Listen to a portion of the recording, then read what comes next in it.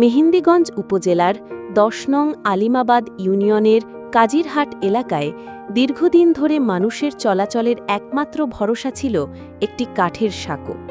প্রায় ৩০০ মিটার দীর্ঘ সেই সাঁকোটি কিছুদিন আগে আকস্মিকভাবে ভেঙে পড়লে চরম ভোগান্তিতে পড়ে এলাকাবাসী। ছিল সাঁকোটা ভাঙ্গে যাওয়ার কারণে আমরা অনেক দুর্ভোগে পড়ে গেছি। আমাদের ছেলেমেয়েরা আসা যাওয়া, স্কুল মাদ্রাসায় আসা যাওয়ার জন্য অনেক কষ্ট করত।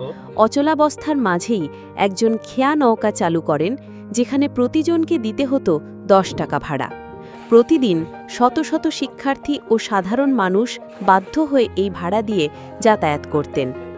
এমন দুর্ভোগের সংবাদ জানতে পেরে এগিয়ে আসেন বাংলাদেশ জাতীয়তাবাদী স্বেচ্ছাসেবক দলের কেন্দ্রীয় সাধারণ সম্পাদক রাজীব আহসান।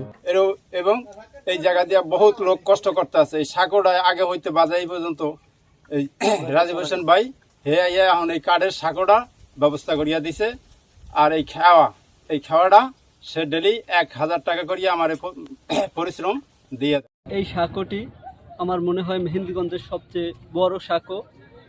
এখান দিয়ে হাজার হাজার লোকজন আসা যাওয়া করে। তাছাড়া এই পাশে ২টি ইউনিয়ন আছে, চরগোপালপুর ইউনিয়ন, জাঙ্গালিয়া ইউনিয়ন, সেখান থেকেও লোকজন দেখা যায় ভোলা যায়। তাছাড়া অনেকেই কাজের স্বার্থে এদিকে আসতে হয়, যাইতে হয়, রাত বিরাতে চলাচল করতে হয়। তিনি এসে খেয়া ভাড়া সম্পূর্ণ ফ্রি করে দেন, যাতে মানুষ অন্তত বিনা খরচে পারাপার হতে পারে। এতেই থেমে থাকেননি তিনি। জরাজীর্ণ সাঁকোর পরিবর্তে একটি নতুন ৩০০ মিটার দীর্ঘ কাঠের সাঁকো নির্মাণের জন্য ব্যক্তিগত অর্থায়নে সহায়তা করেন। এই জায়গা এটা হলো ৮ নং চরগোপালপুর, ১০ নং আলিমাবাদ ইউনিয়ন, ২টা ইউনিয়নের যোগাযোগ ব্যবস্থা এটা। এখান দিয়ে জাঙ্গালিয়া আসা যাওয়া করে, ভোলার সাথে এখান দিয়ে সংযোগ। এই ৪টা ইউনিয়ন এখান দিয়ে বিচ্ছিন্ন ছিল। এটা এর আগেও মিডিয়া হয়েছিল, যখনই রাজীব হাসানের চোখে পড়ছে তখনই সে তাৎক্ষণিক খোঁজখবর নিয়ে এই জায়গায় আসছে, আইসা দেখছে মানুষের দুর্যোগ অবস্থা, আসা যাওয়া করতে না। এই খালের অপর প্রান্তেই রয়েছে পাতাবুনিয়া মাধ্যমিক বিদ্যালয়, সরকারি আলিমাবাদ মহাবিদ্যালয়, প্রাথমিক বিদ্যালয় ও মাদ্রাসা। প্রতিদিন শত শত শিক্ষার্থী এই পথ দিয়েই যাতায়াত করে থাকে।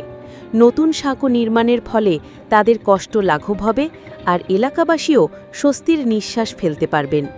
স্থানীয়রা বলছেন, এটি শুধু একটি সাঁকো নয়, বরং শিক্ষার আলো ছড়িয়ে দিতে ভবিষ্যৎ প্রজন্মের জন্য এক নিরাপদ সেতুবন্ধন।